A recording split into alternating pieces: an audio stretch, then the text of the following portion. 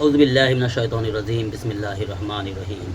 মনোযোগ দিয়ে শোনো, কত মূল্যবান কথা, কোরআনে মাজিদের কথা, কোরআনে করিমের কথা, আল্লাহর কালাম। তহা, সূরা তহাতে আল্লাহ কি বলেন? রাসূল সাল্লাল্লাহু আলাইহি ওয়াসাল্লামকে সম্বোধন করিয়া আল্লাহ বলতেছেন, রাসূল সাল্লাল্লাহু আলাইহি ওয়াসাল্লামকে আল্লাহ তাআলা মহব্বত করে বা সম্বোধন করিয়া, অর্থাৎ রাসূল সাল্লাল্লাহু আলাইহি ওয়াসাল্লামকে লক্ষ্য করে বা রাসূল সাল্লাল্লাহু আলাইহি ওয়াসাল্লামকে ভালোবেসে বলতেছে আল্লাহ তাআলা কি বলছেন? আল্লাহ তাআলা ইরশাদ করিতেছেন সূরা তহার মধ্যে। আল্লাহ তাআলা ইরশাদ করছেন, আয় আমার রাসূল, আয় আমার হাবিব, আপনি এই দোয়া করুন। কি দোয়া করতে বলতেছে?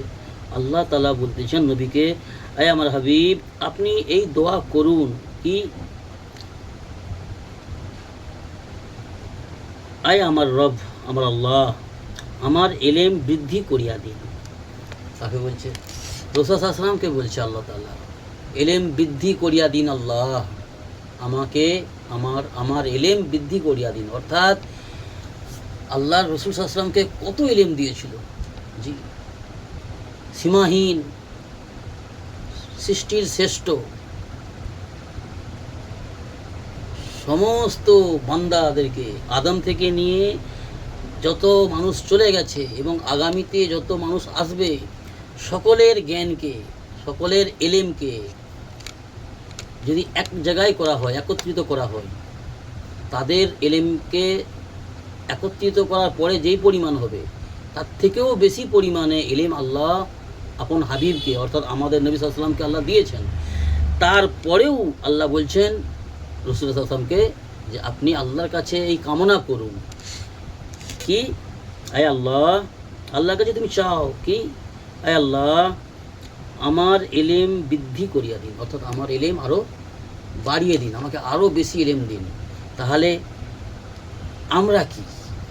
আমাদের কাছে কিছু নেই, কোনো সমস্ত বিষয়ে আমরা দুর্বল, কমজোর, অজ্ঞ। কিন্তু আমরা, আমাদের সমাজে মানুষ বেশিরভাগ আমরা নিজেদেরকে বড় জ্ঞানী বলি, বড় শিক্ষিত মনে করি, সব জানি আমরা। এই চিন্তা চেতনা আমাদের মধ্যে, আমাদের মুসলমান সমাজে 90% মানুষের মধ্যে রয়েছে। আর এটা হচ্ছে ভ্রান্তি চিন্তা চেতনা, ভ্রান্তি চিন্তা চেতনা, শয়তানের ধোঁকা, শয়তানের ওয়াসওয়াসা। আর এতে কি হয় না, অহংকার তৈরি হয়। যখনই আমি মনে করব, আমি বা আপনি যখন মনে করবেন যে আমার মধ্যে অনেক এলেম জ্ঞান রয়েছে, তখন কি হবে? শয়তান ধোঁকা দেবে, শয়তান অহংকারের মধ্যে ফেলবে, অহংকারী বানিয়ে দেবে, বাস ধ্বংস করে দেবে, শেষ করে দেবে। সেহেতু সর্বদা নিজেকে অজ্ঞ মনে করা এবং নিজের এলেম আমল অতি সামান্য মনে করা, আর বেশির বেশি নেক আমল করার তৌফিক আল্লাহর কাছে মাগা, এবং দ্বীন ইসলামের ব্যাপারে বেশি বেশি এলেম জ্ঞান আল্লাহর কাছে মাগা। আর যতটা আল্লাহ দিয়েছে তার উপর আমল করার চেষ্টা করা, এবং আরও বেশি কিছু জানার জন্য আল্লাহর কাছে কামনা করা। আল্লাহ আমাদের সহি বুঝ দান করুন, আল্লাহুম্মা আমিন। কত গুরুত্বপূর্ণ কথা! এই সমস্ত কথাগুলো শুনলে আমরা অনেক লাভবান হতে পারবো, এবং গুরুত্ব দিয়ে শুনলে। জি, আল্লাহ আমাদের সহি বুঝ দান করুন, আল্লাহুম্মা আমিন। তো আমার বন্ধুরা, জীবনটা আমরা কোথায় অবহেলায়, হেলায় ঢেলাই, মানমানিতে, নোংরা নোংরা বন্ধুদের সঙ্গে মিশে, নোংরা সঙ্গ দোষে আমরা নষ্ট করছি। আজ বুঝে যদি না আসে, কালকে তো অবশ্যই বুঝে আসবে, অর্থাৎ কিয়ামতের ময়দানে। কিন্তু সেই দিন বুঝে আসলে তো কোনো লাভ হবে না।